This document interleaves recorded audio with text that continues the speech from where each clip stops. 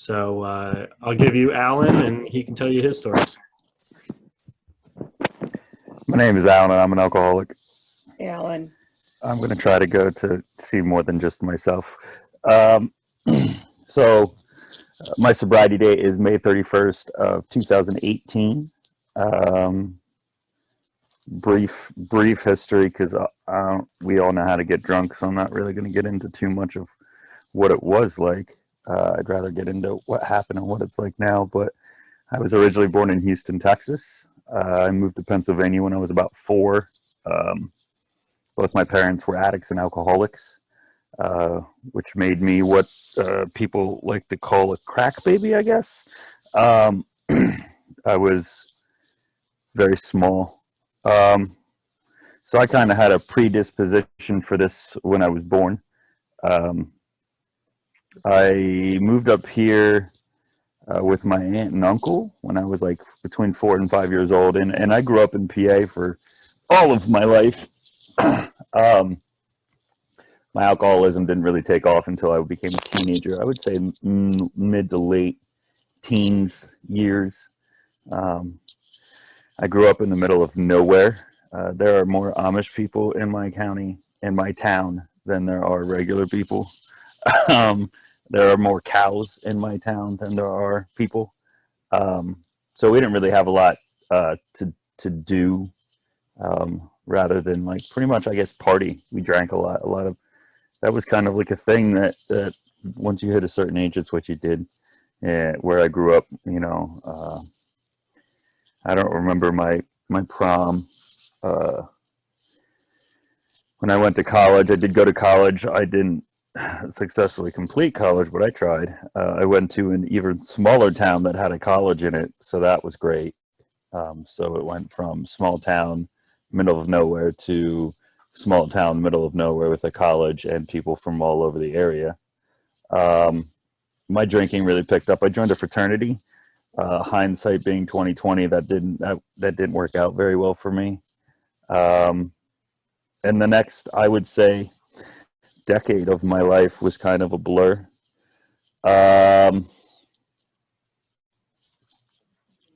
For around a decade, I was in the bar industry.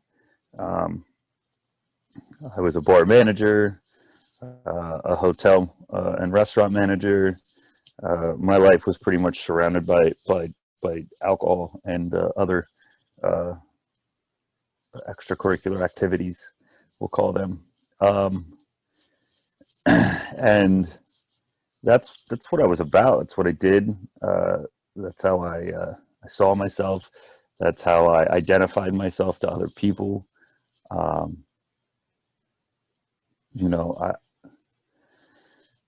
was a chameleon of sorts, and I learned that from a young age. I was an awkward kid in high school, you could say. I was like 110 pounds when I graduated, really, really tiny. I played in a marching band, I was in choir. Sorry. And that's just so when I went to college, I had a chance to reinvent myself. And that's what I did, I was in the Army. I thought that would teach me how to, or, maybe who I was. That did not work. Going from military to bar industry to hotel industry, and I just kind of cycled through that. I have 2 DUIs. My second one, I almost killed myself. They told me that I shouldn't have walked away, and I walked away without any damage. I went to jail. I've been to jail a few times, and never really learned anything from any of that, and I was on probation, and probation kind of pushed me to go to meetings, as it were. When I was in jail, I went to my first AA meeting.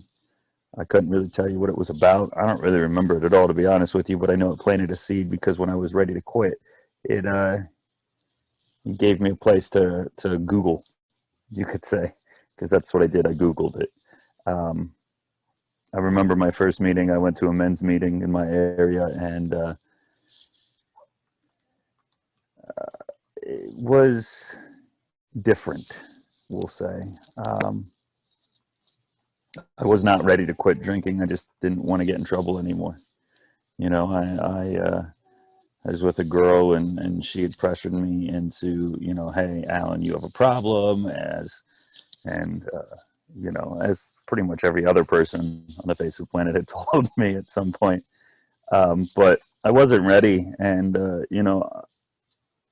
I came around probably 7 years ago, and as I said before, my sobriety date didn't, I didn't quit drinking until 2018. So there was a lot of in and out. There's a lot of pain. I have 5 children and a stepson. So there was a lot of me not being there. Yeah, it's a lot of kids, I know. But there was a lot of me not being a parent. There was a lot of me, I got married in one of my shorter lapses of sobriety, I would say. And quickly that deteriorated, and I went back out. I remember towards the end there, I can remember, my wife had left. The kids went with her. I didn't really have a lot of possessions left. I was working at a bar that was not the nicest place to be, you could say. And my life had kind of spiraled into this pit that, like, I just woke up one morning and I don't want to be there anymore. I remembered my sponsor had told me at one point when I was doing that whole cycle in and out thing, that I could call him when I was ready to get sober. But until then, stop crying every time something happened bad. When I really wanted to do this thing, I could call him and we could do this thing. And that's what I did. The past 2 years of my life have been unbelievable.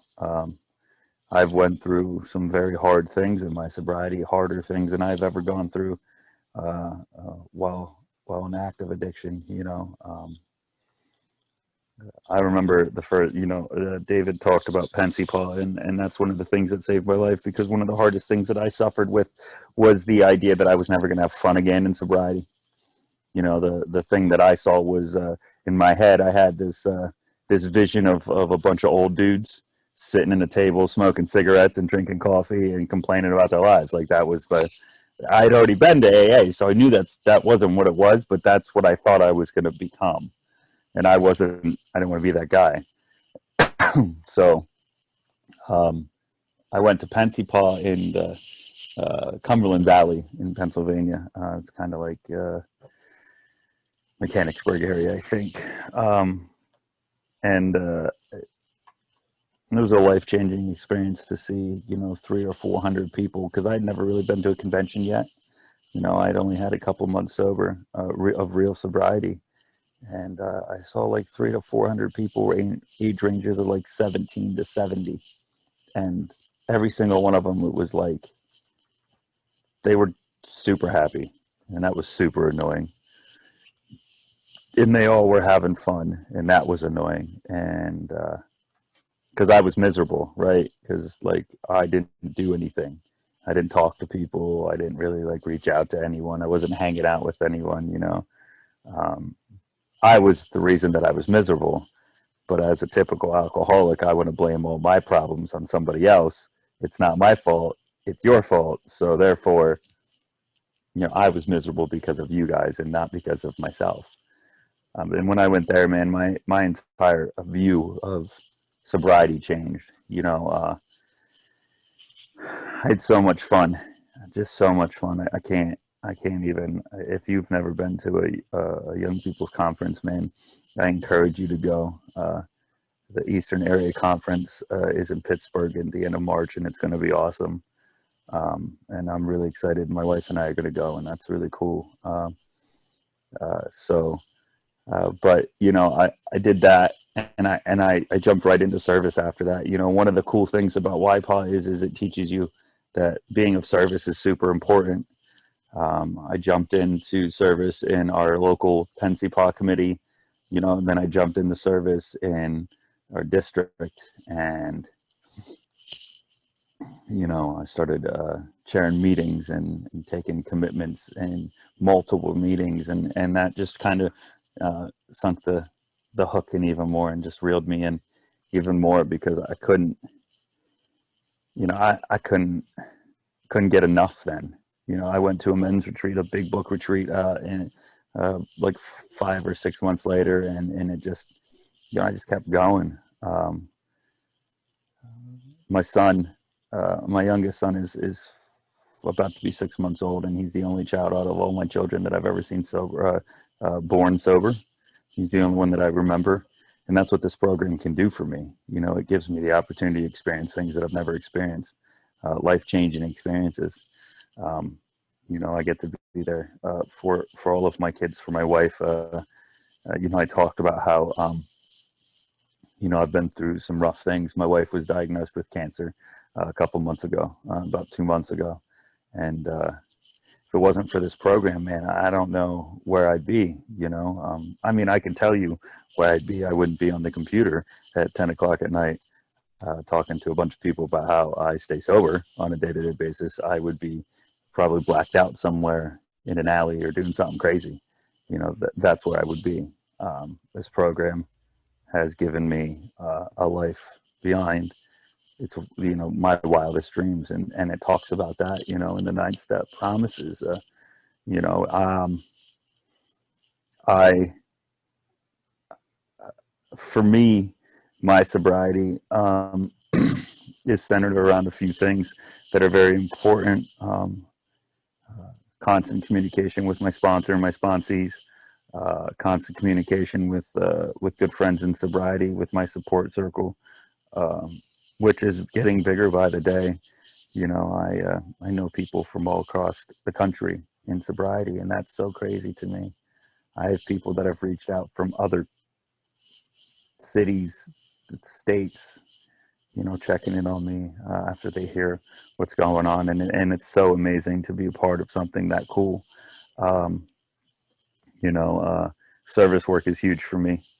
You know, I love driving to, you know, my wife and I just took a road trip a couple of weeks ago to Chester County in Pennsylvania. The past host committee for PennCPA threw a spaghetti dinner, and we jumped in our car, and 4 hours later we pulled up. You know, it was so fun. And then we left and we went all the way home, but it was such a good time. You know, and these are the things that I get to do because, you know, like I have money to be able to spend on the gas to put in the vehicle that I pay for every month to drive to a place 4 hours away and know that I'm going to be able to drive back, like, and I'm not going to be drunk and I'm not going to get in an accident, you know, and I'm not nothing crazy is going to happen. Like, I'm going to go down there, I'm going to have a lot of fun, and I'm going to come home, you know, and these are the things that I get to do. You know, the steps are, I mean, all the other stuff is great, you know, service work, young people and Alcoholics Anonymous, my sponsors, sponsees, all that stuff's amazing. You know, the steps are definitely for me an integral part of my sobriety. But for me, the higher power thing and my spirituality is probably the number one thing for me, because I know without that I wouldn't be sober today. You know, because I am 100% firm believer in the fact that that spiritual experience is the most necessary thing in our sobriety to keep us sober, you know. And then I've had some of them in the past couple months with everything that's going on in my life, you know, the constant fight to take my will back and learning that I still can't do that, you know, and that I still don't know what's best for me sometimes, and that's okay, you know, and you know, if it wasn't for things like prayer, meditation,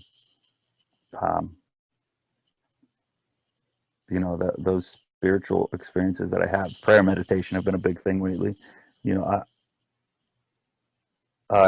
you know, I wouldn't be the closest to sanity that I've ever been. You know, and I owe that to a lot of people too. You know, a lot of people have taught me a lot of really cool things in this program. things like how to have patience, how to meditate, because I didn't know how to do that. I'm not one that slows down very well, you know. And I've been able to take these experiences and pass them on to people. I work at a rehab now. I went from selling people beer and getting them drunk to trying to keep them from, getting drunk. That's the thing that this program's done for me. It's opened awesome opportunities for me. And I owe my life to this program, because I wouldn't have a wife or children that I get to see every day, or an awesome, house or job or all these awesome friends if it wasn't for my sobriety and for this program, and that's the truth. That's the reality of the situation for me. Is if I wasn't in recovery, I wouldn't be where I'm at today. I have a relationship with my aunt and uncle. I have a relationship with my exes, with my kids' moms. I have a relationship with my kids. My oldest is 9 years old, and I'm a baseball coach, right? So like, other people drop their kids off to me and they leave, and they trust that I'm going to take care of them now.